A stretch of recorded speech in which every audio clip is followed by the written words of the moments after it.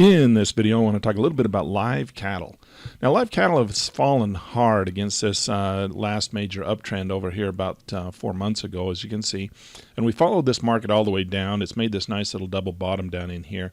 And it started to rally out of this little triangular wedge formation. You can see as this market came in, it created this little wedge formation and started to rally on a break above this triangle pattern. This was a nice decision point as the market started to rally. Now, there's some problems with this rally, and I want to point those out to you and make a trade recommendation for you. So what we're looking at right now is this increasing top, higher highs and higher lows, right? Makes an uptrend. That's almost like a little double top in there, but we do have a higher high and a higher low. So the market is rallying, but we now have a lower low. So this is actually a broadening pattern.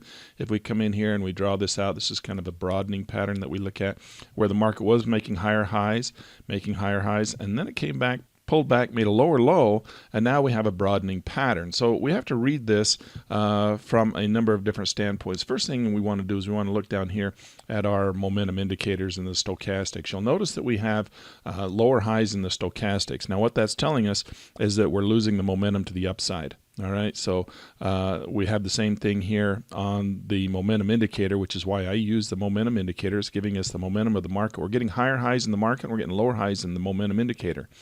That's divergence. That's telling us that the market is losing strength and doesn't want to rally.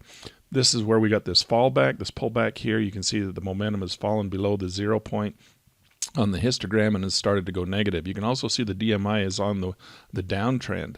Now, this is also could be bullish, and I want to point that out. I don't want to say that there's not a bullish upside potential on this, simply because markets have a tendency to move in waves, right? ABC pattern. So on the longer trend, if we come up here, we got an A, B, C, and this market rally, pull back, and rally once again, could come up, test the previous highs, break above 61.8, and go up and test that 100%, 130.9. And that's not too much to ask. The market's been there within the last 4 months. Now we just bring it back to where it was before we had this hard break. Okay, so there is the upside potential on this market. If we draw a dollar calculator in there, we can see that from where it's currently trading up to 130.9, that's about a $3,000 move per contract. All right, so there is some money in there. This is where it fell. It can come back to that. But this is also bearish, and I want to show you why it's bearish. If we come down here, let's remove some of these tools, and we bring it to the long-term trend, and I'm going to come in off of this low, up. So this is our A, B, C, and you can see on the Fibonacci scale it came back to 43.8. So we come back in here, we draw our tool in there, and you can see that this market came right back up into the Fibonacci sweet spot. It tested that 50% level and dropped right back down. Now, a lot of people are looking at this saying, Lan, why don't you go to this previous high up here? And there's a little rule that we have where, you know, if the market comes down and breaks back above the 50% level, we reset. You have to kind of take that with a grain of salt, so you can decide which one of these you want to use to be a little bit more accurate. I like more of the one that's with the trend as opposed to this little 1, 2, 3 ABC top up here. But either one of these are valid, either one of these top points to put your A point on the Fibonacci scale. So I just put it right out here on the last one because that was where the drop was. And so we come out here and we get this C retracement back to 43.8. And then the reason I'm projecting lower is because if we come down here and we look at the seasonals, if we look at seasonally speaking, this market generally falls during this time of year. Now, if we look over the seasonal settings and come into the preferences, you can see that this is set to 10 and 15. Okay, so the blue out here is the 15-year or the 10-year, and the red line there is the last 15 years. Now, if we bring that first trend down and let's go just to the last 5 years, you can see even a little bit more dramatic drops. So over the last 5 years, this market's dropped pretty hard during this time of year. And so, you know, where we've got conflicting information, we're at definitely a decision point. The bulls and bears is indicating that this is the possibility of an uptrend. We got an uptrend here. We're still bullish. The market rallied up, pulled back into the yellow zone, and we're looking for a rally and another buy signal on the bulls and bears, or a continuation, an accumulation arrow. So if that would break higher, we would get an accumulation arrow on the bulls and bears. We already have the switch over from bearish to bullish. and we're just waiting for either an accumulation arrow to say it's time to get back in for another long position, or we'll get that arrow indicating the downside and that the market switched back from bullish to bearish once again. Seasonally speaking, we have the downside on this. If we're coming in and look at one more tool, let's look at the commitment of traders. Now the commitment of traders is coming down, and of course this is the large speculators, and they're the ones I like to follow. You can see that they started cutting their ties with this market clear back April 24th. This market started to drop, and they started pulling their money out, and down this market went. And so as you can see, this market, they're almost flat, this market, not quite, they're still a little bit long. As this market started to come back, they started to slow their descent and started to leave their money in there. We still have their decision as to what's going to happen here. You know, to come up on Friday, we'll get that report on the commitment of traders. But as of now, you can see that they're still decreasing their positions, even though the market's starting to rally.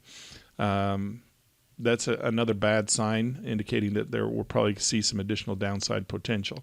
Now, the large speculators, obviously, I'm telling you right now, they do watch the seasonals. They do know what this market's been doing over the past 5, 10, 15 years.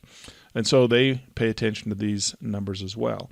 So this is what we're looking at. So what do? Do we want to trade this? We could sit on the sidelines and wait until we get a confirmation arrow from the bulls and bears, or we could preempt this.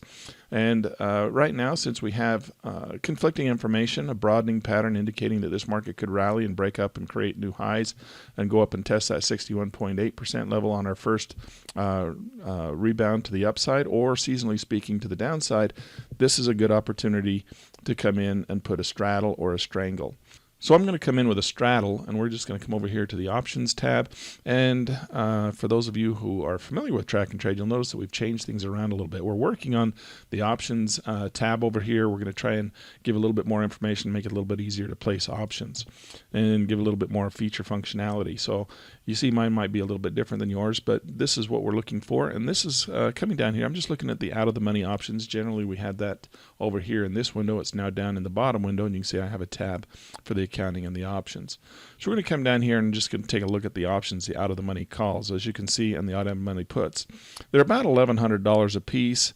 If we look at the theoretical value in here, theoretically speaking, they're right at about the price that we would expect them to be. We're paying a little bit of a premium on the put. You can see the put theoretical value is $971, and we're going to be paying about $1,000. So it looks like there's about a $100 difference in there on a premium to the downside, indicating that the market does have a bias to the downside. We're getting the call option for about what we would expect it to be. 192 is what it's valued at, and we're getting it for 160. So just a little bit of a discount there. So let's go ahead, and we're going to drop a couple of orders on here. I'm going out to the 64-day. I don't want the 36 day. I want 64 days on these options. And we're going to go buy a call, and we're going to drop that in there. I'm just going to drop it right at the money. And we're going to pick up one of those. We're going to hit place order. And again, 64, we're going to buy a put. And I'm just going to drop that right on top of that one. We're going to go ahead, place order. And we picked up ourselves two orders, two options, a call and a put.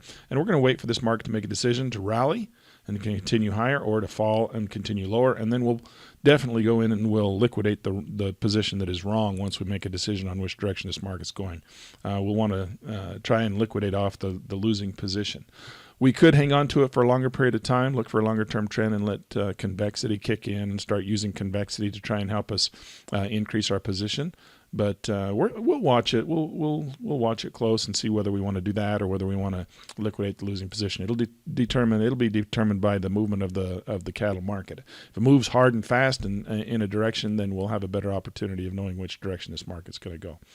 All right, guys. So that's just a quick update on live cattle.